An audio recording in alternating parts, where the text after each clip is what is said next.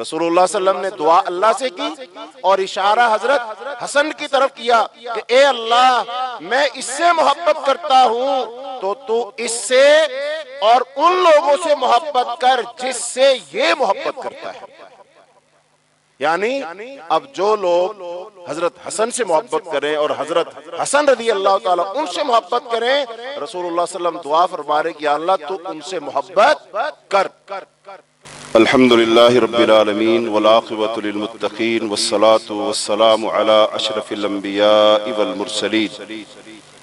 قال اللہ سبحانہ وتعالی فی القرآن المجید والفرقان الحمید اعوذ باللہ من الشیطان الرجیم بسم اللہ الرحمن الرحیم. رضی اللہ عنہم ورضوا عنہ. قال النبی صلی اللہ علیہ وسلم اللہم انی احبہ فاحبہ او کما قال النبی صلی اللہ علیہ وآلہ وسلم. حضرت حسن رضی اللہ تعالی عنہ رسول اللہ صلی اللہ علیہ وسلم کے پیارے نواسے، اور جس وقت رسول اللہ صلی اللہ علیہ وسلم کی وفات ہوئی تو ان کی جو عمر تھی وہ بہت چھوٹی تھی، چونکہ غزوہ بدر کے بعد ان کی پیدائش. تو غزوہ بدر ہوا 2 ہجری میں اور رسول اللہ صلی اللہ علیہ وسلم کی وفات ہو جاتی ہے جا کر 11 ہجری میں. تو اس کا مطلب اس وقت ان کی عمر 8-9 سال.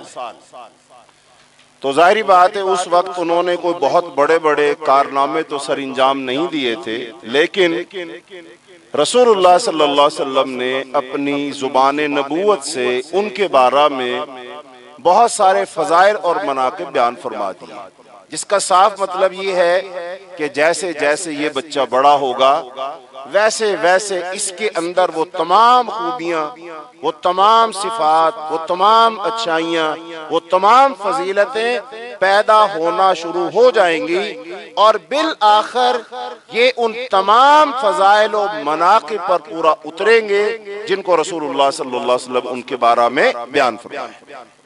اب رسول اللہ صلی اللہ علیہ وسلم نے ان کے بارے میں جو احادیث بیان فرمائی ہیں اپنی زبان مبارک سے، ان کے جو فضائل اور مناقب بیان کیے ہیں تو وہ میں سب سے پہلے آپ کے سامنے بیان کروں گا. اللہ تعالی ہمیں وہ سننے کی، سمجھنے کی توفیق عطا فرمائے، اور پھر ہمیں بھی کما حقہ رسول اللہ صلی اللہ علیہ وسلم سے، آپ کی آل اولاد سے، آپ کے نواسوں سے، اور خاص طور پر آج کے موضوع کے لحاظ سے حضرت حسن رضی اللہ تعالیٰ عنہ سے اور تمام صحابہ کرام سے ویسی ہی محبت کرنے کی توفیق عطا فرمائے کہ جس کے وہ حقدار ہے. اور پھر اللہ اس محبت کی وجہ سے ہمیں دنیا میں بھی سرخرو فرمائے اور روز محشر بھی عزت عطا فرمائے، اور قیامت کے دن اللہ تعالیٰ ان کا ساتھ ہمیں نصیب فرما دے.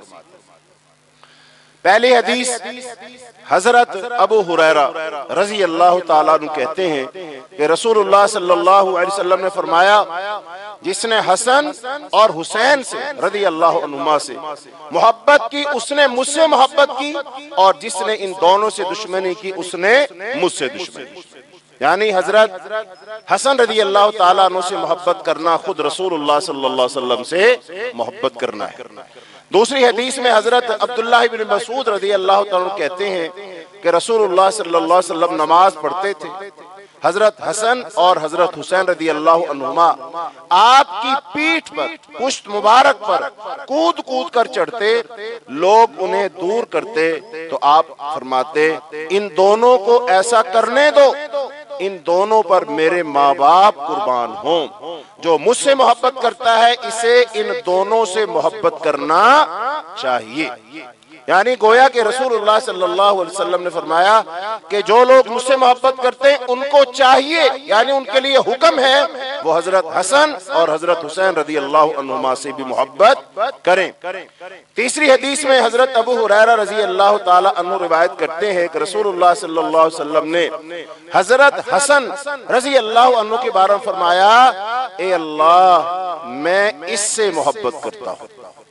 رسول اللہ صلی اللہ علیہ وسلم نے دعا اللہ سے کی اور اشارہ حضرت حسن کی طرف کیا کہ اے اللہ میں اس سے محبت کرتا ہوں تو اس سے اور ان لوگوں سے محبت کر جس سے یہ محبت کرتا ہے. یعنی اب جو لوگ حضرت حسن سے محبت کریں اور حضرت حسن رضی اللہ تعالیٰ ان سے محبت کریں، رسول اللہ صلی اللہ علیہ وسلم دعا فرما رہے کہ یا اللہ تو ان سے محبت کر.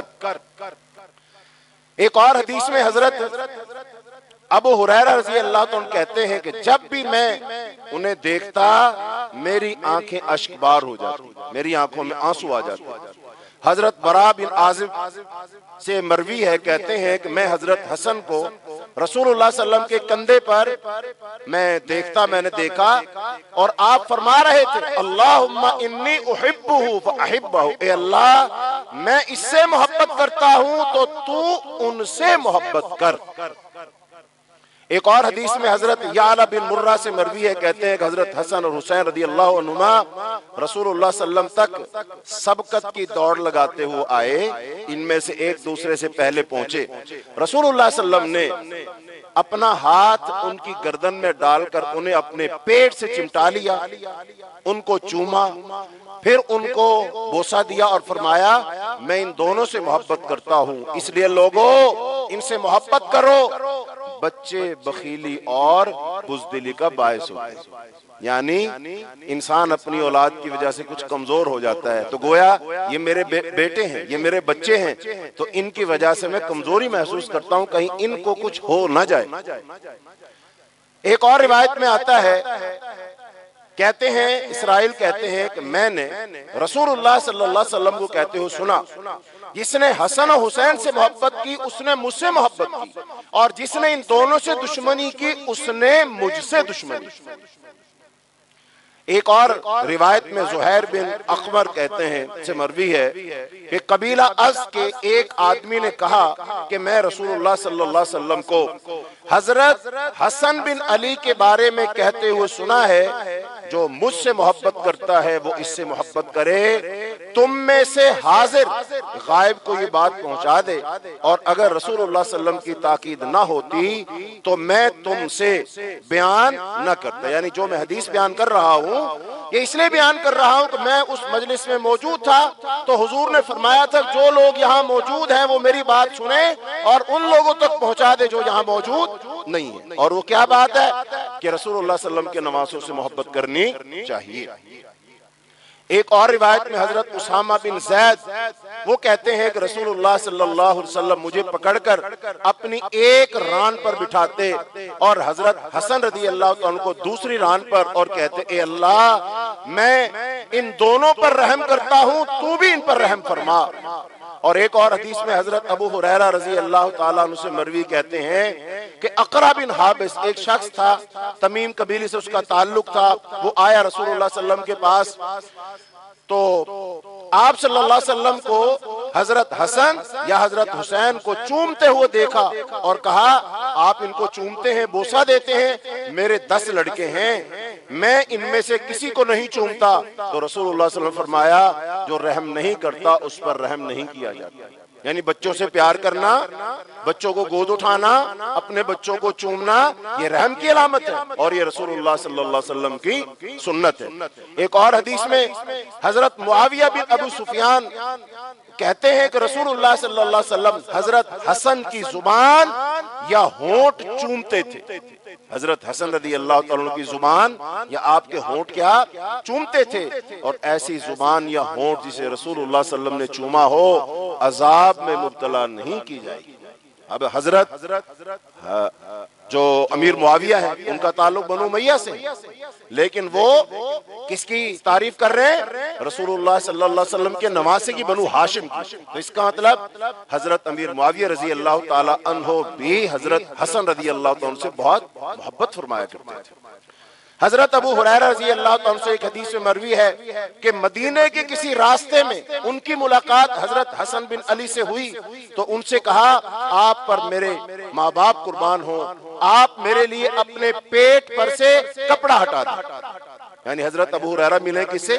حضرت حسن کو، اور ان سے کیا کہہ رہے ہیں؟ بھئی اپنے پیٹ سے میرے لیے کپڑا ہٹا دیں. بھئی کپڑا کیوں ہٹا دیں؟ ایسی کیا بات ہے؟ وجہ سنیے. کپڑا اٹھا دیں تاکہ میں آپ کے پیٹ پر اس جگہ بوسہ دے سکوں، اس جگہ کو چوم سکوں جس جگہ کو خود رسول اللہ صلی اللہ علیہ وسلم چوما کرتے تھے۔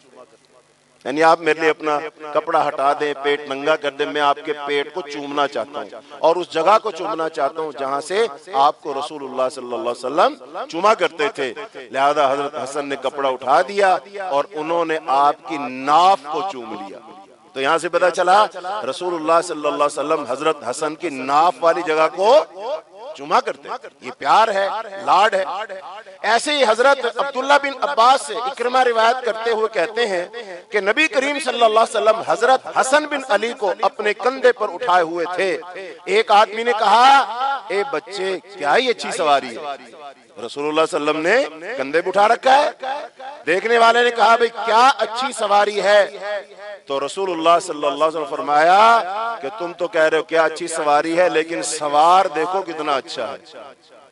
یعنی میں ہی اچھا نہیں ہوں، میرا نواسہ بھی بہت اچھا ہے، میں تو اس کی سواری بنا ہوا ہوں نا، تو لہذا یہ میرا سوار ہے۔ اس سے پتہ چلا لاڈ پیار میں اپنے بچوں کو گود میں بھی اٹھانا، ران پر بھی بٹھانا، کندھے پر بھی بٹھانا، اور کبھی کبھی ان کے لیے سواری بھی بن جانا۔ بعض روایت میں آتا ہے کہ رسول اللہ صلی اللہ علیہ وسلم اپنے نواسوں کے لیے گھوڑا بن جاتے تھے، یعنی کہ اگلے ہاتھ زمین پر ٹیک لیے اور گھٹنوں کے بل بچے کو بٹھا لیا اپنی پیٹھ مبارک پر اور گھر میں چل رہے ہیں، اور آپ ان کے لیے کیا بنے ہوئے ہیں؟ گھوڑا۔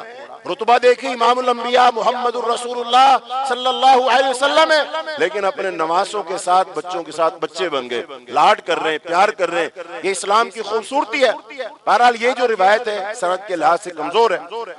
ایک روایت میں حضرت ابو زبیر جابر رضی اللہ عنہ سے روایت کرتے ہوئے کہتے ہیں کہ میں رسول اللہ صلی اللہ علیہ وسلم کے پاس گیا، آپ اپنے ہاتھوں اور پاؤں کے بل زمین پر کھڑے تھے، حضرت حسن اور حسین رضی اللہ عنہما آپ کی پیٹھ پر سوار تھے، آپ ان کو لیے ہوئے گھر میں گھٹنوں کے بل چل رہے تھے اور کہہ رہے تھے، نعم الجمل جملک، تمہارا اونٹ کیا ہی اچھا اونٹ ہے اور تم دونوں کتنے اچھے سوار ہو۔ یہ رسول اللہ صلی اللہ علیہ وسلم کی بچوں سے شفقت ہے۔ اور ایک روایت تو ضعیف ہے، اس میں حضرت ابو ہریرہ رضی اللہ عنہ کہتے ہیں ہم نبی کریم صلی اللہ علیہ وسلم کے ساتھ نماز پڑھتے، جب آپ حالت سجدہ میں ہوتے تو حضرت حسن و حسین آپ کی پیٹھ پر چڑھ جاتے، جب آپ سر اٹھاتے انہیں زمین پر اتار دیتے، جب آپ پھر سجدہ کرتے تو وہ دونوں پھر پیٹھ پر چڑھ جاتے، یہاں تک کہ آپ اپنی نماز پوری کر لیں۔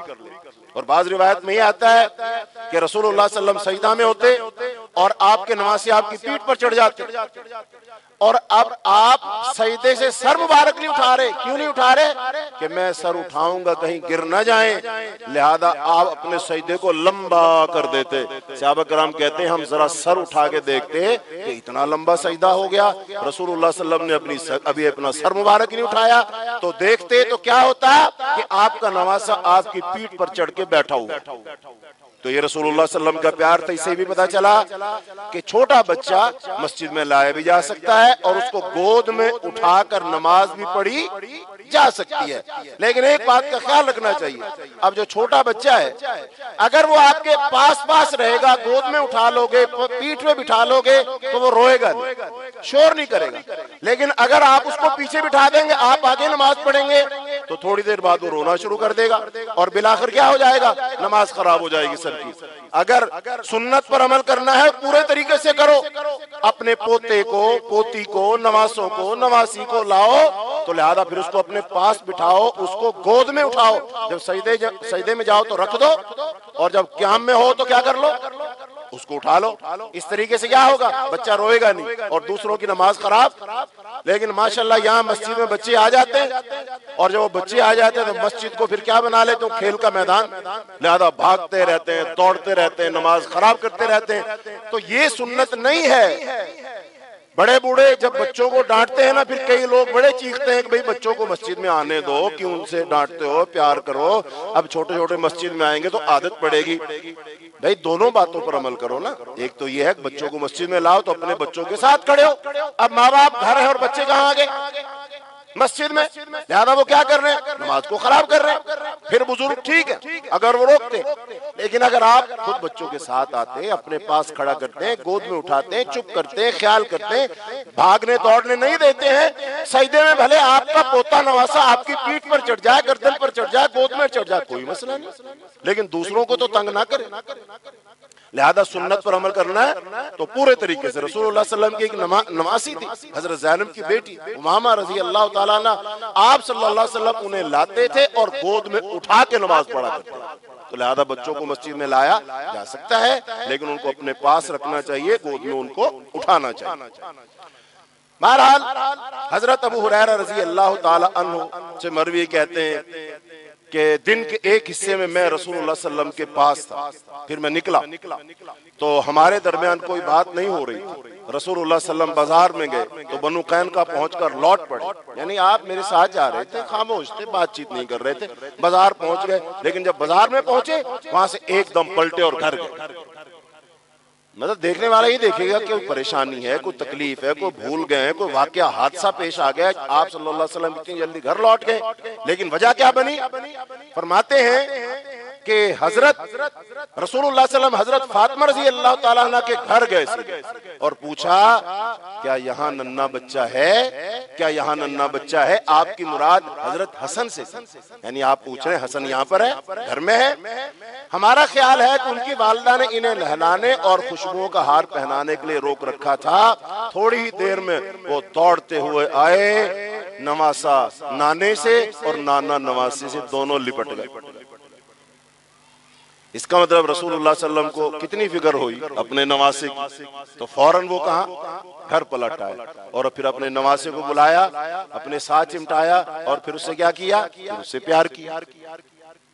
بہرحال حضرت سلمہ بن اقویٰ رضی اللہ تعالیٰ عنہ سے مروی کہتے ہیں اللہ کے نبی صلی اللہ علیہ وسلم حضرت حسن اور حسین رضی اللہ عنہما آپ کے سرخ خچر پر تھے، یعنی رسول اللہ صلی اللہ علیہ وسلم خچر پر بھی سواری کرتے تھے۔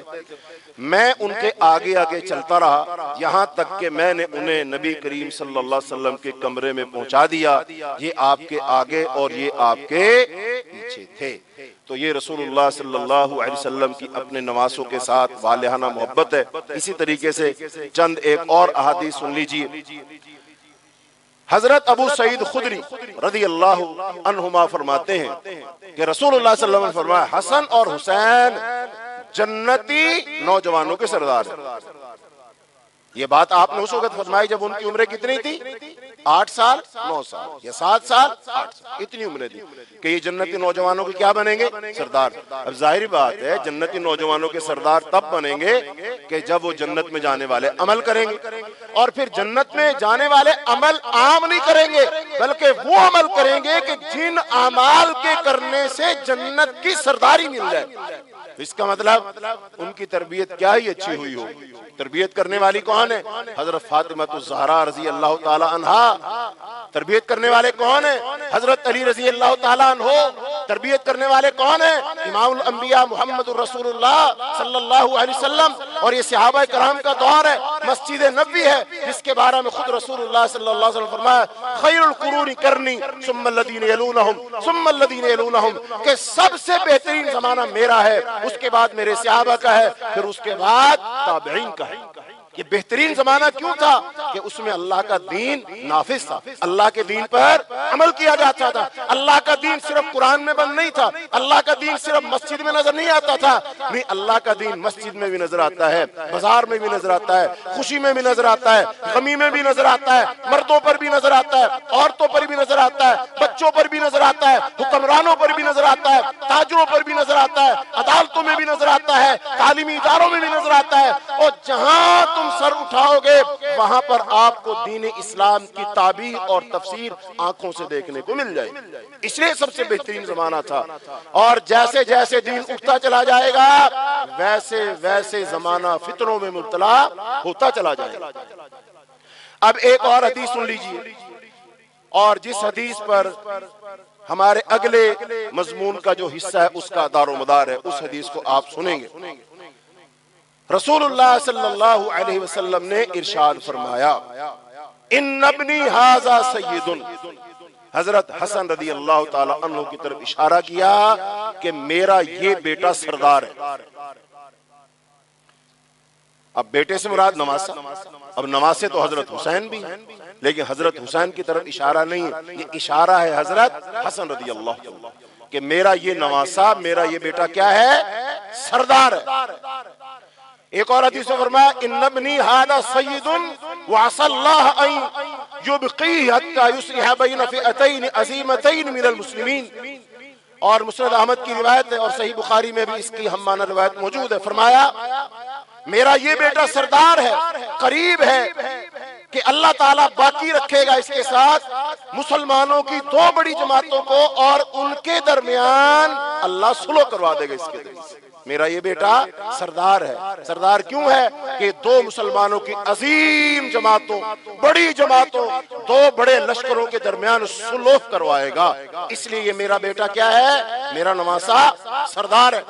ایک اور حدیث میں فرمایا رسول اللہ صلی اللہ علیہ وسلم نے وَأَنَّهُ رَيْحَانَتَيْ مِنَ الدُّنْيَا، اور یہ وہ میرے دنیا کے خوشبودار پھول ہیں جنہیں رسول اللہ صلی اللہ علیہ وسلم نے سردار کہا، اور اس سے بڑا کوئی اور سردار نہیں ہے۔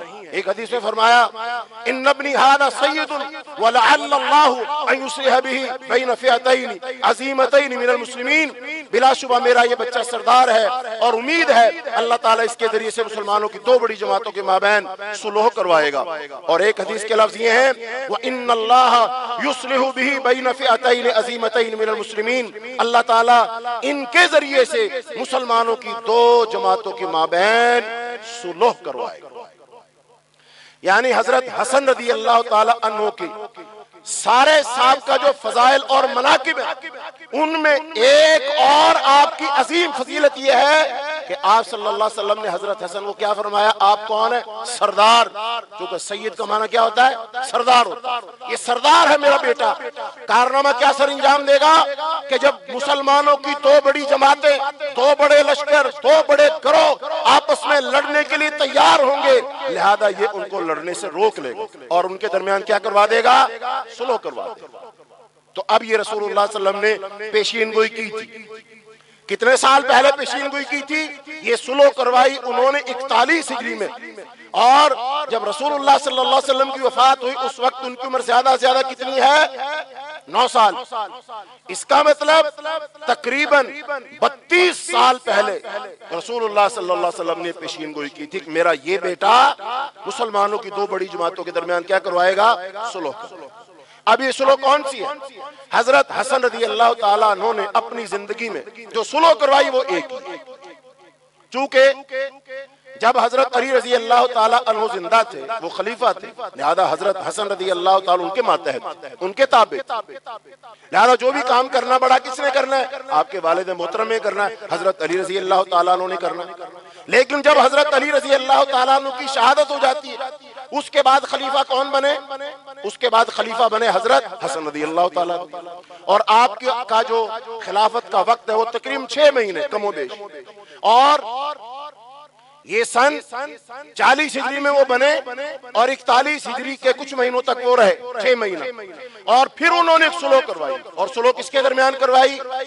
حضرت علی رضی اللہ تعالیٰ کا لشکر جس کی قیادت خود حضرت حسن رضی اللہ تعالیٰ کر رہے تھے، اور دوسری طرف حضرت امیر معاویہ رضی اللہ تعالیٰ عنہ جن کے ساتھ شام کا لشکر تھا، لہذا یہ دونوں لشکر تھے اور کوفہ کے قریب تھے اور میدان جنگ سجا ہوا تھا، لڑائی ہونے والی تھی، لہذا حضرت حسن رضی اللہ تعالیٰ عنہ نے پھر ان دونوں جماعتوں کے درمیان صلح کروا دی اور لڑائی ختم کروا دی اور مسلمانوں کو قتل ہونے سے بچا لیا، اور وہ رسول اللہ صلی اللہ علیہ وسلم نے جو پیشین گوئی کی تھی وہ آج پوری ہو گئی، اور یہ رسول اللہ صلی اللہ علیہ وسلم کی نبوت کی دلیلوں میں سے ایک دلیل ہے کہ جو آپ نے فرمایا ویسا ہو گیا، گویا کہ رسول اللہ صلی اللہ علیہ وسلم اللہ کے سچے رسول۔ لہذا حضرت حسن رضی اللہ عنہ ایک ہی صلح کروائی ہے، اور وہ صلح ہوئی ہے جو عراق کا لشکر تھا یعنی حضرت علی رضی اللہ عنہ کا لشکر، اور دوسرا لشکر شام کا لشکر جو لشکر حضرت امیر معاویہ کے ساتھ تھا، لہذا دونوں کے درمیان کیا کروا دی؟ صلح کروا دی، اور رسول اللہ صلی اللہ علیہ وسلم کی وہ پیشین گوئی پوری کر دی۔ اب یہ جو صلح ہوئی ہے، اس صلح کی کیا شرائط تھی، اس کے بارے میں شیعہ اور سنی حضرات کا ایک بہت بڑا اختلاف ہے، لہذا انٹرنیٹ پہ جاؤ، سوشل میڈیا پہ جاؤ، یوٹیوب پہ جاؤ، فیس بک وغیرہ وغیرہ پہ جاؤ تو شیعہ حضرات نے بہت بڑے بڑے جھوٹ بول رکھے ہیں، بہتان لگا رکھے ہیں، صحابہ کرام کے بارے میں غلط فہمیاں پیدا کر رکھی ہیں کہ نعوذ باللہ وہ ایسے تھے، ایسے تھے، ایسے تھے، ایسے تھے۔ اور بہت سارے سنی نوجوان جو بہت زیادہ علم نہیں رکھتے ہیں وہ جب ان باتوں کو سنتے ہیں پھر ان کا وہ شکار ہو جاتے ہیں اور صحابہ کرام کے بارے میں نعوذ باللہ من ذالک بہت ساری غلط فہمیاں وہ ان کا شکار ہو جاتے ہیں۔ اور بہت سارے لوگ کہ جو اپنے اوپر سنیت کا لبادہ اوڑھتے ہیں، اپنے آپ کو سنی کہتے ہیں، لیکن صحابہ کرام کے بارے میں وہ بھی وہی زبان بولتے ہیں جو صحابہ کرام کے دشمن بولتے ہیں، جو صحابہ کرام کے مخالف بولتے ہیں، جو صحابہ کرام پر تبرہ کرنے والے بولتے ہیں، صحابہ کرام کو گالیاں دینے والے بولتے ہیں، جو کوفہ والے بولتے ہیں، عبداللہ بن سبا کی اولاد والے بولتے ہیں، جو ایران والے بولتے ہیں، جو خمینی والے بولتے ہیں، جو صحابہ کرام کے امہات المومنین کے پکے دشمن ہیں، جو وہ زبان بولتے ہیں۔ بہت سارے سنی نوجوان ان غلط فہمیوں کا شکار ہو کر وہ بھی وہی زبان بولنا شروع کر دیں۔ اور ان سنیوں میں سے جو ایک بہت بڑا فتنہ جہلم کے اندر مرزا جہلمی ہے، لہذا وہ اس نے بہت ساری غلط فہمی پیدا کر رکھی، نعوذ باللہ من ذالک، اور وہ خود گمراہ ہوا کس سے؟ گمراہ لوگوں کو سن کر کے، اور بہت ساری گمراہی پر مبنی کتابوں کو پڑھ کر کے اس نے اپنا ذہن بنایا، اور ذہن بنا کر کے اس نے مائک سامنے رکھ کے کیمرہ لگا کر کے تبلیغ کرنا شروع کر دی، اور کچے پکے ذہنوں والے بہت سارے سنی نوجوان اس کی ان خرافات کا وہ شکار ہو گئے۔ لہذا آئیے حقائق کو ہم سنیں اور سمجھیں کہ وہ کیا ہے۔ اور جو آپ کے سامنے میں یہ سلوک کی شرائط بیان کروں گا اور اس کا تاریخی تھوڑا پس منظر بیان کروں گا، یہی باتیں صرف سنیوں کی کتابوں میں نہیں ہیں، یہ شیعہ کی کتابوں میں یہ لکھی ہوئی ہیں۔ مثلا بہار الانوار شیعہ کی ایک بہت بڑی کتاب ہے، جلاء العیون ایک بہت بڑی کتاب ہے، ایسی کشف الغمہ ایک بہت بڑی کتاب ہے، اور مستند کتابیں ہیں، اور شیعہ حضرات کے ہاں وہ سب ان کو مانتے ہیں اور ان کو چھاپتے ہیں اور پڑھتے ہیں اور پڑھاتے ہیں۔ ایسی تاریخ یعقوبی ہے، ایسی نہج البلاغہ کی ایک شرح ہے، ابو الحدید اس کا شارح ہے، لہذا انہوں نے بہت ساری باتوں کو تسلیم کیا، اپنی کتابوں میں لکھا ہے۔ لہذا جب وہ ان باتوں کو مانتے ہیں، تسلیم کرتے ہیں، تو یارو اور جو سنی حضرات ہیں، جو صحابہ والے، جو نبی صلی اللہ علیہ وسلم کی امہات المومنین کو اپنی مائیں مانتے ہیں، اس قرآن کو قرآن مانتے ہیں، لہذا ان کو چاہیے کہ وہ ان گمراہیوں کا شکار نہ ہو۔ تو آئیے پہلے تھوڑا سا پس منظر میں آپ کو بیان کروں گا کہ کوفہ والے ان کی ذہنیت کیا تھی، سوچ کیا تھی۔ کیا حضرت علی رضی اللہ تعالیٰ عنہ جب مدینہ منورہ سے دارالخلافہ کوفہ لے گئے تو کیا وہ ان کوفیوں سے بہت زیادہ خوش تھے، بہت مطمئن تھے؟ ہرگز ایسا نہیں۔ یاد رکھیے گلگت کے ایک بہت بڑے شیعہ عالم ہیں جو کہ امید ہے اس کے بیانات کو سن کر کے لگتا ہے ایسا کہ اللہ نے اسے ہدایت دے دی ہوگی، وہ کہتے ہیں کہ سب سے زیادہ جس خلیفہ کے گورنروں نے غداری کی ہے، چوریاں کی ہیں اور وہ منافقت کی ہے اور ساتھ چھوڑا ہے، وہ حضرت علی رضی اللہ تعالیٰ عنہ کے بہت سارے گورنر۔ اور یہ گورنر کس میں تھے؟ یہ نہ تو تابعین میں سے تھے، نہ تو صحابی میں، صحابہ کرام میں سے تھے، یہ وہ لوگ تھے جو خوارج کی فکر کے شکار تھے، عبداللہ بن سبا کے نظریے کے جو لوگ شکار تھے یہ انہی میں سے تھے، حضرت عثمان کے قاتلین میں سے، باغی جماعت میں سے تھے، ان کا تعلق انہی کے ساتھ تھا۔ لہذا پھر یہ کسی نہ کسی طریقے سے روپ دھار کر قریب ہو گئے اور عہدے اور منصب حاصل کرنے میں کامیاب ہو گئے، لیکن ان کے اندر وہی بد باطن چھپا ہوا تھا، حسد اور بغض تھا۔ لہذا پھر انہوں نے حضرت علی رضی اللہ تعالیٰ کو بھی بہت تنگ کیا، بہت دھوکے دیے، بہت ستائے، حتیٰ کہ بہت ساری روایات شیعہ کی کتابوں میں لکھی ہوئی ہیں، حضرت علی رضی اللہ تعالیٰ ہاتھ اٹھا کر اپنے شیعہ کے خلاف بددعائیں کی، حتیٰ کہ حضرت علی رضی اللہ تعالیٰ کو جو قاتل عبد الرحمن ابن ملجم، یہ کون تھا؟ یہ خارجی تھا، اور یہ کون تھا؟ یہ حضرت علی رضی اللہ عنہ کے ساتھ تھا، اس لیے کہ جنگ جمل اور جو جنگ جمل ہے وہ آپ کے ساتھ لڑی ہے، صفین کے بعد تو یہ الگ ہو گیا، لہذا یہ حضرت علی رضی اللہ عنہ کے ساتھ تھے۔ تو اس کا مطلب انہوں نے بہت غداریاں کی۔ تو آئیے تھوڑا سا پس منظر آپ کو میں بتاؤں گا کہ حضرت علی رضی اللہ تعالیٰ عنہ کو جب عبد الرحمن بن ملجم نے کوفہ کی مسجد میں خنجر مار دیے اور آپ زخمی ہو گئے، گر پڑے، لہذا لوگوں نے مشورہ دیا کہ حضور آپ ہمارے لیے کوئی خلیفہ تو مقرر کر دیں، ایسا نہ ہو بعد میں اختلافات ہو جائیں، تو آپ ہمارے لیے کوئی مقرر کر دیں، خلیفہ مقرر کر دیں۔ تو حضرت علی رضی اللہ تعالیٰ عنہ نے فرمایا میں ان قریب اس دنیا سے کوچ کر جاؤں گا، یعنی میں فوت ہو جاؤں گا۔ تو آپ کے ساتھیوں نے عرض کیا کہ حضرت ہم پر کسی کو خلیفہ مقرر فرما دیں۔ آپ نے فرمایا نہیں، بلکہ میں تم کو اسی طرح چھوڑ جاؤں گا جس طرح رسول اللہ صلی اللہ علیہ وسلم نے تم کو چھوڑا تھا۔ انہوں نے کہا کہ آپ اپنے رب کو کیا جواب دیں گے؟ فرمایا میں اپنے اللہ سے کہوں گا کہ اے اللہ، جب تک تو نے چاہا مجھے ان میں رکھا، جب تو نے مجھے موت دی، اب تو ان میں ہے، اب جیسے چاہے ان سے معاملہ کر، خواہ ان میں صلح آشتی پیدا فرما اور خواہ ان میں فتنہ و فساد برپا کر فرما۔ یہ مسند احمد کے اندر جلد نمبر 1 ہے اور صفحہ نمبر 130 ہے، اس کے اندر یہ روایت موجود ہے۔ یعنی حضرت علی رضی اللہ عنہ لوگوں نے کہا کہ آپ کیا بنا دیں؟ خلیفہ بنا دیں۔ تو شقیق بن سلمہ تابعی فرماتے ہیں کہ حضرت علی رضی اللہ عنہ نے پوچھا گیا کیا آپ ہم پر کسی کو خلیفہ مقرر فرمائیں گے؟ انہوں نے فرمایا رسول اللہ صلی اللہ علیہ وسلم نے کسی کو خلیفہ مقرر نہیں فرمایا تھا تو میں کیسے مقرر کروں؟ یعنی میں مقرر نہیں کروں گا۔ اگر اللہ تعالیٰ تم سے بھلائی کا ارادہ فرمائیں گے تو میرے بعد تمہیں کسی بہترین آدمی پر جمع کر دیں گے، جس طرح رسول اللہ صلی اللہ علیہ وسلم کے بعد امت کو ایک بہترین شخص پر جمع کر دیا، یعنی حضرت ابوبکر صدیق رضی اللہ عنہ۔ امت خود بخود انتخاب کر لے۔ یہ بات اس حدیث کی جو سند ہے وہ جید ہے اور البدایہ والنہایہ اور سنن کبریٰ بہقی وغیرہ میں یہ موجود ہے۔ اس کے بعد حضرت علی رضی اللہ عنہ کی شہادت ہو جاتی ہے، آپ شہید ہو جاتے ہیں، اور پھر جو حضرت علی رضی اللہ عنہ کے ساتھ لوگ تھے انہوں نے متفق علیہ طور پر اپنا خلیفہ بنا لیا حضرت حسن رضی اللہ تعالی عنہ۔ تو ان پر وہ متفق ہو گئے اور یہ اسلام کی تاریخ میں پہلی بار باپ کے بعد بیٹا مسند خلافت پر بیٹھا۔ یعنی باپ خلیفہ تھا، پھر اس کے بعد کون خلیفہ بن گیا؟ بیٹا۔ لیکن بیٹے کو خلیفہ بنانے والا باپ نہیں، یاد رکھیں، بنانے والی کون ہے؟ امت۔ بنانے والے کون ہیں؟ لوگ۔ تو سب سے پہلے قیس بن سعد انصاری نے آپ کے ہاتھ پر بیعت کی، پھر تمام اہل کوفہ نے آپ کے ہاتھ پر بیعت کی، چنانچہ آپ رمضان المبارک سن 40 ہجری کو باقاعدہ طور پر خلیفہ منتخب ہو گئے۔ یعنی خلیفہ کون بن گئے؟ حضرت حسن رضی اللہ تعالی عنہ۔ حضرت حسن رضی اللہ تعالیٰ عنہ کو پہلے ہی آپ کے والد ماجد حضرت علی رضی اللہ تعالیٰ عنہ وصیت کر چکے تھے۔ وصیت سنیے، اور یہ بات البدایہ والنہایہ میں موجود ہے اور تاریخ الخلفاء امام سیوطی کی اس کے اندر موجود ہے اور نہج البلاغہ کی شرح ہے ابن ابی الحدید کی اس کے اندر ہی موجود ہے۔ اب اس بات کو دھیان سے سنیے، آپ کو یہ بات سمجھ اگر آ جائے تو بہت سارے مسائل حل ہو جائیں گے۔ حضرت علی رضی اللہ تعالیٰ عنہ نے حضرت حسن رضی اللہ عنہ کو وصیت کی۔ کیا وصیت کی تھی؟ کہ میرے بعد معاویہ کی امارت تسلیم کرنے میں ذرا بھی ناگواری محسوس نہ کرنا، ورنہ سر مونڈوں سے حنظل کی طرح گریں گے۔ بات سمجھ آئی آپ کو؟ حضرت علی رضی اللہ تعالیٰ عنہ وصیت کر رہے ہیں۔ وصیت ہوتی ہے انتہائی اہم بات جو انسان مرنے سے پہلے کرتا ہے۔ تو حضرت علی رضی اللہ عنہ اپنے شہید ہونے سے پہلے خاص بات، اہم بات، ضروری بات کہی۔ کس سے کہی؟ اپنے بڑے بیٹے سے۔ نام کیا ہے؟ حضرت حسن رضی اللہ عنہ۔ اور بات کیا کہی ہے؟ کہ میرے بعد یعنی میں جب شہید ہو جاؤں تو حضرت امیر معاویہ کی خلافت کو تسلیم کرنے میں دیر نہ کرنا، برا مت سمجھنا۔ کیوں؟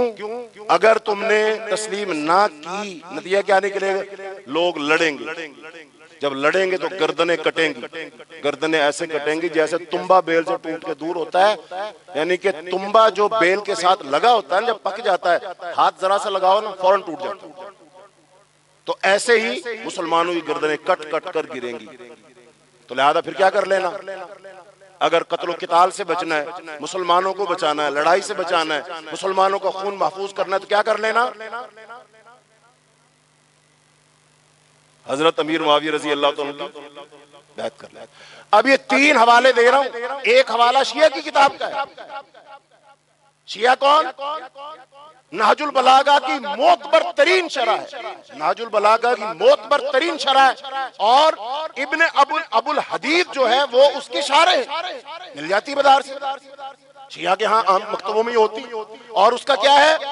اس کی جلد نمبر 3 صفحہ نمبر 36 البدایہ والنہایہ تاریخ کی بڑی معتبر کتاب ہے، اس کی جلد نمبر 8 صفحہ نمبر 141 ہے۔ تاریخ الخلفاء امام سیوطی رحمت اللہ علیہ کی اس کا صفحہ نمبر 194 اس میں لکھا ہوا ہے۔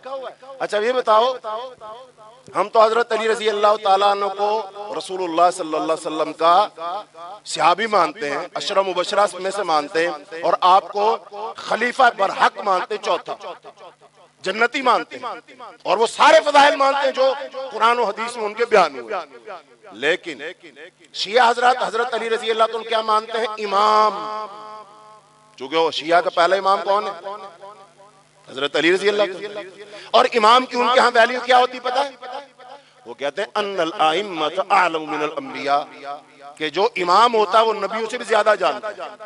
بعض روایات کے مطابق تو جو امام ہوتا ہے وہ نبیوں سے بھی افضل ہوتا ہے۔ دوسری بات، شیعہ کا عقیدہ اور نظریہ ہے کہ جو امام ہوتا ہے وہ معصوم ہوتا ہے، وہ کبھی بھی کوئی غلطی کر ہی نہیں سکتا ہے، کبھی بھی کوئی بھی غلطی کر ہی نہیں سکتا ہے، اس کی زبان سے جب بھی نکلے گا حق کی نکلے گا۔ لہذا اب وہ جو امام ہیں ان کے اور برحق ہیں اور معصوم ہیں اور غلطی نہیں کر سکتے ہیں، وہ اپنے بیٹے کو، جو کہ شیعہ کا دوسرا امام ہے، شیعہ کا دوسرا امام کون ہے؟ حضرت حسن رضی اللہ تعالیٰ، یعنی پہلا امام وصیت کر رہا ہے کس کو؟ دوسرے امام کو، یعنی دو معصوم امام، ایک وصیت کر رہا ہے دوسرا وصیت لے رہا ہے۔ تو پہلے معصوم امام نے کیا وصیت کی کہ میرے بیٹے میرے بعد معاویہ رضی اللہ تعالیٰ کی خلافت اور حکومت کو تسلیم کرنے میں ذرا بھی دیر نہ لگانا، اگر دیر لگاؤ گے تو مسلمانوں کی گردنیں کٹیں گی، مسلمانوں کا خون بہے گا، لہذا جتنا جلدی ہو سکے ان کی کیا کر لینا؟ تسلیم کر لینا خلافت۔ یہ کون کہہ کر جا رہے؟ یہاں سے مسئلہ حل نہیں ہو رہا کہ حضرت علی رضی اللہ تعالیٰ عنہ بھی کیا چاہتے ہیں؟ صلح ہو جائے، جھگڑا ختم ہو جائے، لڑائی ختم ہو جائے، مسلمان آپس میں نہ لڑیں، مسلمانوں کی قوت آپس میں لڑ کر ختم نہ ہو، بلکہ مسلمان کس سے لڑیں؟ کافروں سے لڑیں، اسلام کی فتوحات ہو۔ آگے چلیے، تو یہ حضرت علی رضی اللہ تعالی عنہ نے فرما دی۔ حضرت حسن رضی اللہ تعالی، ایمانداری سے بتائیے حضرت حسن رضی اللہ تعالی عنہ حضرت علی کی بات مانیں گے کہ نہیں؟ کیوں بھائی مانیں گے نہیں؟ مانیں گے، یقیناً مانیں گے۔ صاحب علم ہے حضرت علی رضی اللہ تعالیٰ عنہ کے صحابہ کرام میں جو علمی حیثیت ہے، مقام مرتبہ بہت بڑا ہے۔ رسول اللہ صلی اللہ علیہ وسلم نے اپنی حیات طیبہ میں حضرت علی رضی اللہ تعالیٰ یمن کا قاضی بنا کے بھیجا تھا، قاضی تھے، قاضی القضات تھے آپ، اور پھر آپ حضرت ابوبکر صدیق کے دور میں، حضرت عمر رضی اللہ تعالیٰ کے دور میں، حضرت عثمان رضی اللہ تعالیٰ کے دور میں چیف جسٹس رہے، عدالت کے سب سے بڑے قاضی رہے، حتیٰ کہ حضرت عمر رضی اللہ تعالیٰ عنہ جو بیت المقدس کو فتح کرنے کے لیے گئے تھے تو اپنا نائب مدینہ میں کس کو بنا کر گئے؟ حضرت علی رضی اللہ عنہ کو بنا کر گئے۔ صاحب علم، لہذا وہ صاحب علم جو قرآن کو بھی جانتے ہیں، حدیث کو بھی جانتے ہیں، تفقہ بھی ہے، فقہ بھی ہے، بصیرت بھی ہے، علم بھی ہے، شرح صدر بھی ہے، دل و دماغ کو اللہ نے منور اور روشن کیا ہوا ہے۔ لہذا وہ کہہ رہے ہیں میرے پیارے بیٹے، میرے بعد، میری شہادت کے بعد معاویہ کی حکومت کو تسلیم کرنے میں دیر نہ کرنا۔ لہذا حضرت حسن رضی اللہ تعالیٰ فرما بردار بیٹے یقیناً بات کو مانیں گے، اور حضرت حسن رضی اللہ تعالیٰ عنہ تو پہلے ہی بڑی صلح جو طبیعت رکھتے تھے۔ وہ تو جب حضرت عثمان رضی اللہ عنہ کی شہادت ہوئی ہے، اس کے بعد حضرت علی رضی اللہ عنہ کہتے تھے کہ ابا جی ہمیں لڑنا نہیں چاہیے، ہمیں مسلمانوں کے مد مقابل نہیں آنا چاہیے، ہمیں جنگ جمل بھی نہیں کرنی چاہیے، آپ کو مدینہ سے باہر نہیں جانا چاہیے، وہ تو یہ کہا کرتے تھے۔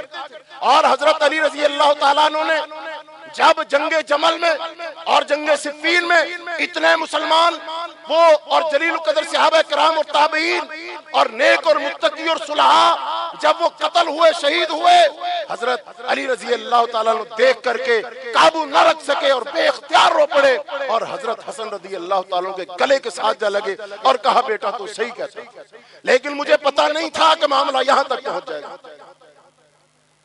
تو انہوں نے کہا ابا جی میں نے تو آپ کو بہت منع کیا تھا، کہا بیٹے بات تیری ٹھیک ہے، میں تسلیم کرتا ہوں، لیکن مجھے اندازہ نہیں تھا کہ معاملہ یہاں تک پہنچ جائے گا۔ اور معاملہ واقعی وہاں تک پہنچنا نہیں تھا۔ پہنچانے والے کون تھے؟ عبداللہ بن سبا کے جو کارندے تھے، وہ یہودی تھے جو چھپے ہوئے تھے، معاملہ انہوں نے وہاں تک پہنچا۔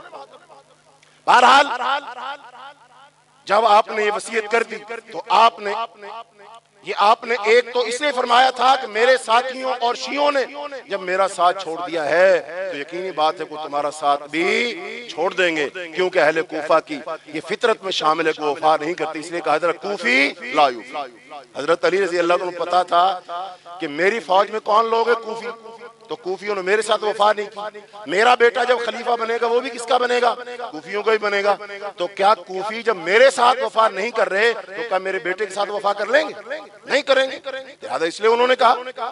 دوسرے آپ بخوبی جانتے تھے کہ اس وقت امت کی کشتی منجھار میں ہچکولے کھا رہی ہے اور موجودہ لوگوں میں سوائے سیدنا معاویہ کے اور کسی میں اتنی فکری صلاحیت اور عملی اہلیت نہیں ہے کہ وہ امت کو اس ہچکولے کھاتی ہوئی کشتی کو اس بھنور سے نکال کر صحیح سلامت ساحل تک اس کو پہنچا سکے۔ لہذا حضرت حسن رضی اللہ تعالیٰ عنہ نے بیعت کے بعد ایک مجمع عام میں خطاب کرتے ہوئے کیا کہا، صاف الفاظ میں کہا کہ میں اپنے والد محترم کی اس وصیت کا ان الفاظ میں اعلان کرتا ہوں کہ میرے والد ماجد فرمایا کرتے تھے کہ معاویہ کی عمارت سے ناگواری محسوس نہ کرنا، کیونکہ اگر تم نے ان کو بھی کھو دیا تو تم دیکھو گے کہ امت میں اس قدر بدنظمی پیدا ہو جائے گی کہ لوگوں کے سر حنظل تنبے کی طرح شانوں سے کٹ کٹ کر گریں گے۔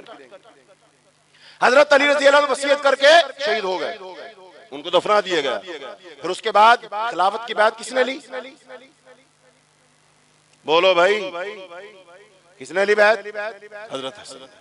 تو جب کوئی بھی خلیفہ بیعت لیتا ہے نا وہ خطاب کرتا ہے، حضرت ابوبکر نے بھی خطاب کیا بیعت کے بعد، حضرت عمر نے بھی، حضرت عثمان، حضرت علی سب نے کیا، تو لہذا وہ خلیفہ کون بنے، حضرت حسن، تو لہذا وہ بیعت لینے سے پہلے کیا کریں گے، ایک خطاب کریں گے۔ لہذا جب انہی کے شیعہ موجود تھے، کوفی موجود تھے، لہذا انہوں نے ان سے خطاب کیا اور کہا کہ میں تم تک وہی بات پہنچاتا ہوں، میں تمہیں وہی وصیت، اس کے الفاظ دہراتا ہوں جو وصیت میرے والد محترم نے مجھے کی، کہ میرے بعد کیا کرنا، میرے بعد کیا کرنا، معاویہ کی عمارت کو تسلیم کر لینا، اس میں تاخیر مت کرنا۔ لہذا انہوں نے اعلان کر دیا۔ کیا خیال ہے، وہ جو شیعہ تھے مان لیں گے؟ اب یہاں سے پتا چلے گا کہ اگر واقعتاً یہ جو شیعہ ہیں جو حضرت علی رضی اللہ عنہ کے ساتھ تھے، اگر واقعی یہ فرما بردار تھے تو لہذا حضرت علی کی بات بھی مانیں گے اور حضرت حسن کی بات بھی، چونکہ ان پر لازم ہے، ان پر فرض ہے کہ اپنے امام کی کیا کریں، بات مانیں، پیروی کریں۔ اگر سچے ہوں گے، مخلص ہوں گے، وفادار ہوں گے، بے وفا نہیں ہوں گے، لہذا پھر بات مانیں گے۔ آگے چلیے، لہذا جب حضرت حسن رضی اللہ تعالیٰ عنہ اس بات کا اعلان کیا، یہ پیغام سنایا، لہذا لوگ تو خلاف ہو گئے۔ خلاف، اب یہاں سے دو لفظ یاد رکھو، ایک ہیں عراق والے، ایک ہیں شام والے، ایک ہیں عراق والے، ایک ہیں شام والے۔ عراق والے کس کے ساتھ تھے، حضرت علی رضی اللہ تعالیٰ، اور شام والے کس کے ساتھ تھے، حضرت امیر معاویہ رضی اللہ تعالیٰ۔ لہذا اب عراق والے اگر سچے ہیں بات مانیں گے، اور اگر عراق والوں نے بات ماننے سے انکار کر دیا اور حضرت حسن رضی اللہ تعالیٰ عنہ کو گالیاں دی، الزام لگائے، برے برے لقب دیے، آپ سوچ نہیں سکتے انہوں نے کیا کیا کہا۔ اب یہ عراق والے کہہ رہے ہیں شام والے حضرت حسن کا احترام کرتے ہیں، عزت کرتے ہیں، جیسا کہ پیچھے آپ نے روایت سنی، حضرت امیر معاویہ رضی اللہ تعالیٰ عنہ نے کیا فرمایا کہ رسول اللہ صلی اللہ علیہ وسلم کو میں نے دیکھا کہ وہ حضرت حسن کے ہونٹ یا زبان کو چومتے تھے۔ یہ فضیلت بیان کرنے والے، لہذا سب سے زیادہ دھوکہ دینے والے، فریب دینے والے، مخالفت کرنے والے اور برے القاب سے نوازنے والے یہ کوفی تھے۔ سنیے آگے، اس بات کا اعلان کرنا تھا کہ تمام شیعان علی ماہی بیاب کی طرح، مچھلی کی طرح تڑپنے لگے، کیونکہ وہ یہ سمجھ رہے تھے کہ اسلام کے خلاف جس سازش کا انہوں نے آغاز کیا تھا، حضرت حسن رضی اللہ عنہ کی اس تدبیر سے اس کا یک کلام خاتمہ ہو جائے گا، یعنی امت تباہ و برباد ہو جائے گی، نعوذ باللہ من ذالک۔ انہوں نے سمجھا کہ حضرت علی رضی اللہ عنہ نے شاید یہ وصیت ہمارے عدم تعاون اور بے وفائی کی وجہ سے فرمائی تھی، لہذا انہوں نے حضرت حسن سے تعاون کا وعدہ فرمایا اور چند ہی روز میں کئی ہزار فوج آپ کے ارد گرد جمع ہو گئی اور آپ کو حضرت معاویہ رضی اللہ عنہ کے ساتھ جنگ کرنے کے لیے آمادہ کرنے لگے۔ اب بتائیے حضرت حسن نے کیا وصیت پڑھ کر سنائی تھی حضرت امیر معاویہ سے؟ جنگ کرنا کہ ان کو تسلیم کرنا؟ کیوں بھائی تسلیم کرنا ہے، جنگ کرنا؟ تسلیم کرنا۔ لیکن یہ جمع ہوئے، شیعہ نے جمع ہوئے اور جمع ہو کر کیا کہنے لگے؟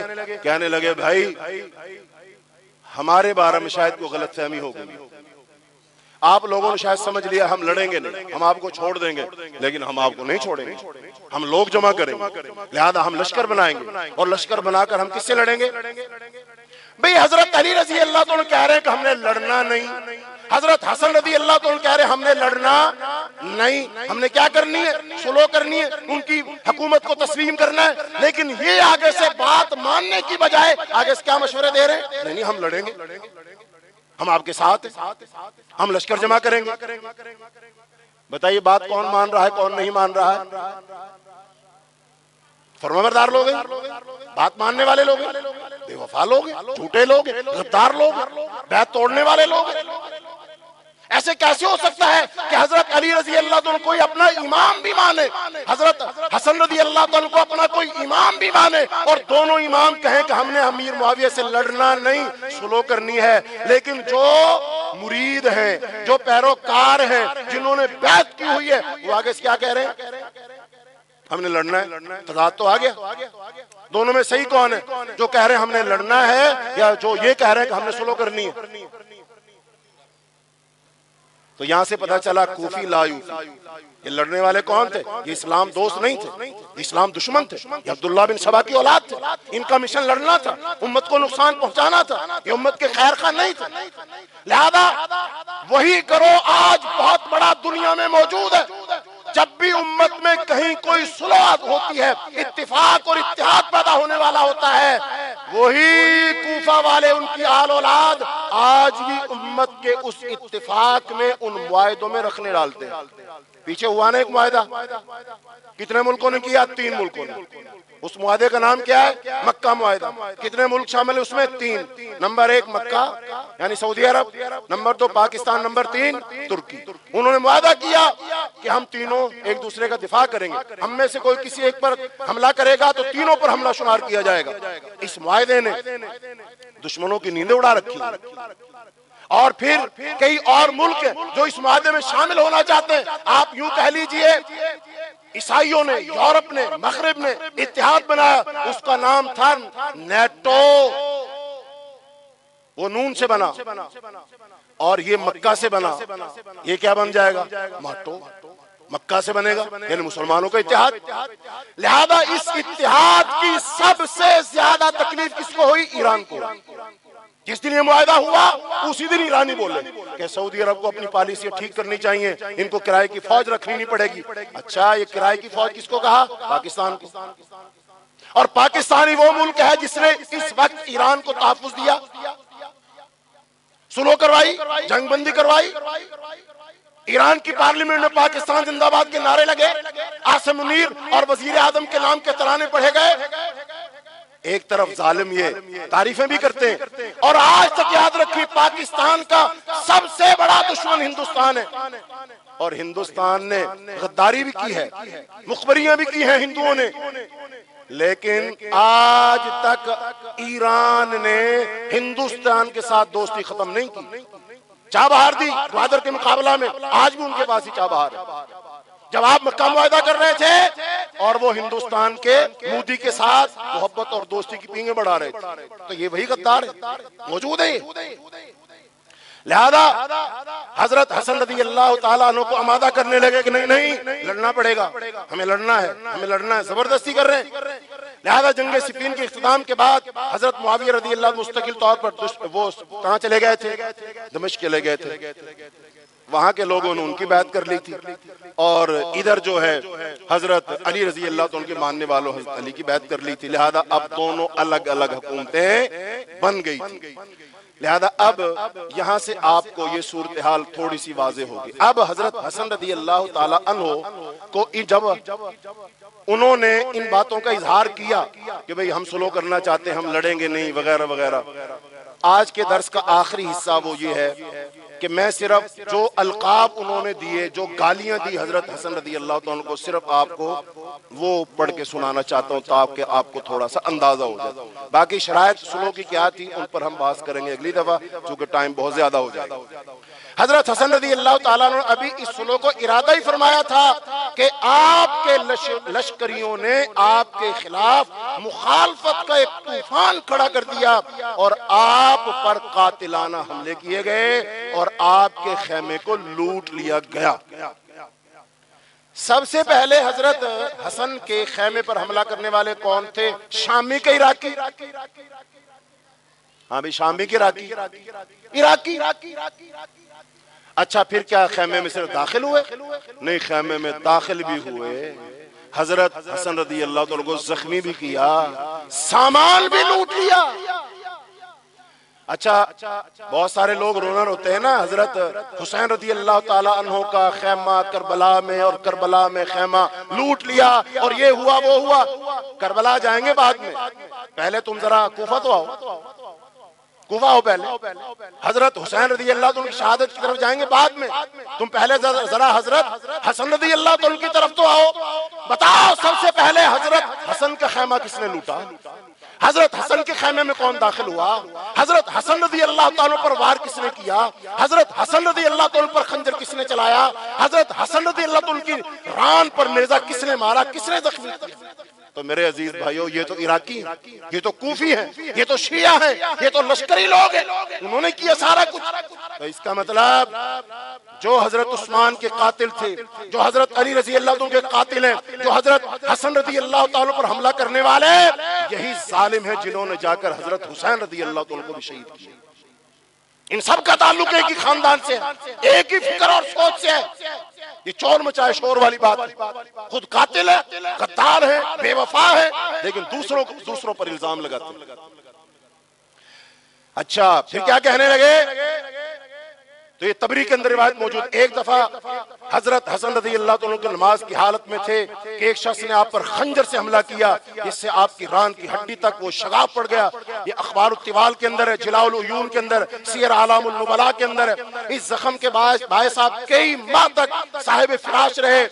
ایک روز منبر پر بیٹھ کر فرمایا حضرت حسن رضی اللہ تعالیٰ عنہ ہے اور کوفہ ہے اور کوفہ کی مسجد اور اس کا منبر ہے اور اس پر آپ بیٹھے خطبہ دے رہے. کیا فرما رہے حضرت حسن رضی اللہ عنہ؟ لوگو ہمارے بارے میں اللہ سے ڈرو، ہم تمہارے امیر اور مہمان ہیں اور اللہ نے ہمارے بارے میں تمہیں نیک سلوک کرنے کا حکم دیا ہے. یہ سننا تھا کہ تمام مسجد میں لوگوں نے رونا شروع کر دیا. لیکن جب آپ نے مجمع عام میں اپنی صلح کا اعلان فرمایا اور سیدنا معاویہ کے ہاتھ پر بیعت کی تو فوراً ہی آپ کے خلاف ایک شدید طوفان اٹھ کھڑا ہوا اور آپ کے لشکر کے لوگوں نے ہی اور آپ کے ساتھیوں نے آپ سے سخت ناراض ہو کر یہاں تک کہ آپ کے خلاف مختلف قسم کے آوازیں اور جملے کسے اور نعرے لگانے لگے اور ان کے اس فعل کو مسلمانوں کے لیے شرم و ذلت کا باعث قرار دینے لگے.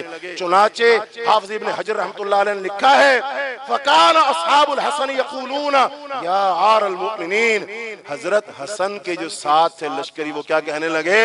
او مسلمانوں کو شرمندہ کرنے والے، اور مسلمانوں کو ذلیل و رسوا کرنے والے. بتائیے یہ گالیاں دینے والے، تبرہ کرنے والے کون ہیں؟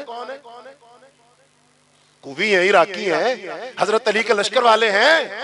کیا کہہ رہے ہیں؟ اور مسلمانوں کو ذلیل کرنے والے، اور مسلمانوں کے لیے باعث عار اور شرم بننے والے، اور بزدل آدمی، نعوذ باللہ من ذالک. نبی صلی اللہ علیہ وسلم کا یہ نواسا، حضرت فاطمہ الزہرا کا یہ بیٹا، حضرت علی رضی اللہ عنہ کا لخت جگر، کہ جو شیعہ کا دوسرا امام ہے، اس امام کے خلاف بکواس کرنے والے شامی نہیں ہیں، حضرت امیر معاویہ کے لشکر والے نہیں ہیں، بلکہ کون ہیں؟ عراق کے لوگ، کوفہ کے لوگ جو حضرت علی رضی اللہ عنہ کے ساتھ ہیں، وہ لوگ. نعوذ باللہ من ذالک. اس کا مطلب ان کو تبرہ کرنے کی عادت ہے، گالی دینے کی عادت ہے. لہذا یہ حضرت عائشہ رضی اللہ تعالی عنہا کو بھی گالی دیتے ہیں، حضرت ابو بکر و عمر کو بھی گالی دیتے ہیں، حضرت عثمان کو بھی گالی دیتے ہیں. ان کو گالی دینے کی عادت ہے. نہ انہوں نے حضرت علی کو چھوڑا اور نہ انہوں نے حضرت حسن کو چھوڑا. ان کے مذہب میں تبرہ ہی تبرہ، شب و ستم ہے. ان کے یہاں تو لکھا ہے کہ نہ شاید اتنا نماز پڑھنے کا ثواب ہے، نہ روزہ رکھنے کا، نہ حج کرنے کا، جتنا ثواب صحابہ کرام کو گالی دینے کا ہے، نعوذ باللہ۔ یہ واحد دنیا کا مذہب ہے جس میں گالی دینا ثواب ہے۔ پھر ایک اور کہنے لگے ابن الاسیر نے اور علامہ ابو بکر ابن عربی نے لکھا ہے، حضرت حسن کو کیا کہا انہوں نے؟ او مومنوں کا منہ کالا کرنے والے، نعوذ باللہ کہنے والے عراقی ہیں، کیا کہہ رہے ہیں؟ او مومنوں کا منہ کالا کرنے والے، او مومنوں کو ذلیل کرنے والے، او مومنوں کے لیے آر بننے والے۔ کمال کی بات یہ ہے کہ آج بھی اپنے آپ کو مومنین کون کہتے ہیں؟ مومن بھائی کون کہتے ہیں؟ میں اور آپ تو اپنے آپ کو نام لے کر پکارتے ہیں نا، مومن کون کہتے ہیں؟ آ بھی مومن، جا بھی مومن، مومن بھائی کون کہتے ہیں؟ یہی کہتے ہیں۔ تو یہی کہہ رہے ہیں مومنوں کو آر دلانے والے۔ بات سمجھو، اپنے آپ کو مومن کہہ رہے ہیں، اپنے آپ کو مومن کہہ رہے ہیں، اور حضرت حسن کو مومنوں کو ذلیل کرنے والا کہہ رہے ہیں۔ تو زیادہ درجہ کس کا ہوتا ہے؟ ذلیل کرنے والا کا کہ ایمان والے کا؟ تو نعوذ باللہ وہ تو حضرت حسن رضی اللہ عنہ کو ایمان والا بھی نہیں کہہ رہے، اور یہ الزام لگانے والا کوئی شامی نہیں، عراقی ہے، کوفی ہے۔ اور چوتھی بات کہنے لگے، ملا باقر مجلسی نے لکھا ہے، یہ شیعہ کا معتبر ترین مصنف ہے، بہار الانوار 100 سے زیادہ جلدوں میں اس نے لکھی ہے۔ اور شیخ کشی نے بسند معتبر امام محمد باقر سے روایت کی ہے کہ ایک روز حضرت حسن رضی اللہ تعالی عنہ اپنے گھر کے دروازے پر بیٹھے ہوئے تھے کہ ناگہاں ایک سوار آیا، اسے سفیان بن لیلہ کہتے تھے۔ اس نے کہا، السلام علیکم یا مذل المؤمنین، اے مومنوں کو ذلیل کرنے والے، السلام علیکم۔ بندہ گھوڑے میں بیٹھ کے جا رہا ہے، حضرت حسن بیٹھے، چاہیے تو یہ تھا اتر کے آتا، سلام کرتا، حال احوال پوچھتا، ضرورت کا پوچھتا، لیکن وہ وہاں سے گزرتے ہو کہہ رہا، او مومنوں کو ذلیل کرنے والے، السلام علیکم۔ نمبر 6، امام زاہبی نے بھی نقل کیا ہے کہ ایک شخص نے کہا، یا مذل المؤمنین۔ علامہ مجلسی نے اس طرح کی اور روایت نقل کی ہیں طبرسی نے احتجاج کے اندر کہ جب امام حسن نے حضرت معاویہ سے سلوک کی تو لوگ حضرت کی خدمت میں آئے، اور بعضوں نے حضرت معاویہ سے بیعت کرنے کی وجہ سے طعن و تشنیع کی۔ حضرت نے فرمایا، تم پر افسوس ہے، تم نہیں جانتے کہ میں نے تمہارے لیے کیا کام کیا ہے۔ خدا کی قسم جو کچھ میں نے کیا ہے میرے شیعوں کے لیے اس سے بہتر ہے کہ آفتاب جس پر سورج طلوع۔ کہتا ہے میں نے تمہارے لیے اتنا اچھا کام کیا ہے کہ ساری دنیا کی دولت، سونا چاندی روپیہ پیسہ جمع کر لو تب بھی تمہیں فائدہ حاصل نہیں ہوگا، کہ جو کام کر کے میں نے تمہیں فائدہ پہنچا۔ اور وہ کام کیا تھا؟ کام کیا تھا؟ حضرت امیر معاویہ رضی اللہ عنہ کے ساتھ سلوک، اتنا بڑا کام۔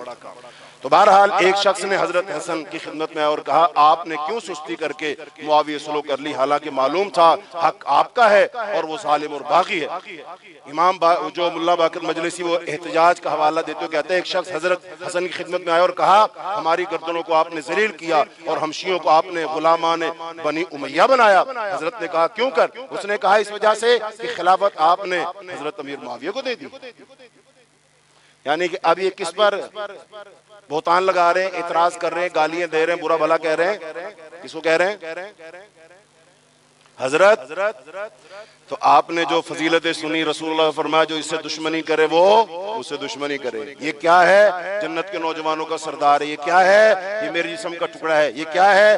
دنیا میں میرا پھول ہے۔ یہ کیا ہے؟ یہ میرا بیٹا سردار ہے، جنتی نوجوانوں کا سردار ہے۔ جس شخص کی رسول اللہ صلی اللہ علیہ وسلم نے یہ فضیلتیں بیان کی ہیں اس کو یہ ظالم کیا کہہ رہے ہیں؟ او مومنوں کو ذلیل کرنے والے، او سیاہ چہرے والے، نعوذ باللہ من ذالک۔ رسول اللہ صلی اللہ علیہ وسلم اس شخص کو کیا کہہ رہے ہیں، اور یہ ظالم اس شخص کو کس کی بات صحیح ہے؟ اور یہ شامی نہیں ہے کہنے والے، کون ہے؟ کون ہے؟ کوفی ہے، عراقی۔ تو میرے عزیز بھائیوں، اب حضرت حسن رضی اللہ تعالی عنہ کو ان سارے لوگوں کے جملوں سے، باتوں سے، رویوں سے کوئی تو بات سمجھ آئی ہوگی نا کہ یہ کون ہے، یہ آگے جا کر میرا کتنا ساتھ دیں گے، یہ ہمارے ساتھ کتنی کو وفا کریں گے۔ لہذا اگر ان کی بنیاد پر میں نکل پڑوں اور حضرت امیر معاویہ سے لڑوں تو کیا یہ لوگ مجھے چھوڑ کر نہیں بھاگ جائیں گے، رسوا نہیں کر دیں گے؟ کیا یہ مجھے حضرت امیر معاویہ کے حوالے نہیں کر دیں گے؟ آگے اگلے درس میں باتیں آئیں گی۔ حضرت حسن رضی اللہ تعالی عنہ نے حضرت امیر معاویہ جب سلوک کی تو انہوں نے سب اندازے لگا لیے تھے، خبریں پہنچ گئی تھی کہ یہ ظالم اندر کھاتے خود حضرت امیر معاویہ سلو کر کے حضرت حسن کو گرفتار کر کے ان کو پیش کرنا چاہتے، لو جی یہ ہے آپ کا مجرم، نعوذ باللہ من ذالک۔ تو اللہ تعالی ہمیں حق کو سننے، سمجھنے اور اس کو دوسروں تک پہنچانے کی توفیق عطا فرمائے۔ اللہ تعالی ہمیں رسول اللہ صلی اللہ علیہ وسلم سے، صحابہ کرام سے، نبی صلی اللہ علیہ وسلم کی آل اولاد سے، آپ کے نواسوں سے کما حق محبت کرنے کی توفیق عطا فرمائے۔ ان کی محبت پر اللہ ہمیں زندہ رکھے، ان کی محبت پر اللہ ہمیں موت دے، اور قیامت کے دن اللہ ہمارا حشر ان کے ساتھ فرمائے، اور انہی کے ساتھ اللہ ہمیں جنت میں داخل فرمائے۔ اللہم انا نسألک الجنت الفردوس، اللہم انا نعوذ بک من عذاب النار، اللہم ارنا الحق حقا وارزقنا اتباعه وارنا الباطل باطلا وارزقنا اجتنابه، اللہم ربنا آتنا في الدنيا حسنة وفي الآخرة حسنة وقنا عذاب النار، ربنا هب لنا من ازواجنا وذرياتنا قرة اعين واجعلنا للمتقين اماما، وصلى الله تعالى على خير خلقه محمد وعلى آله واصحابه اجمعين برحمتك يا ارحم الراحمين۔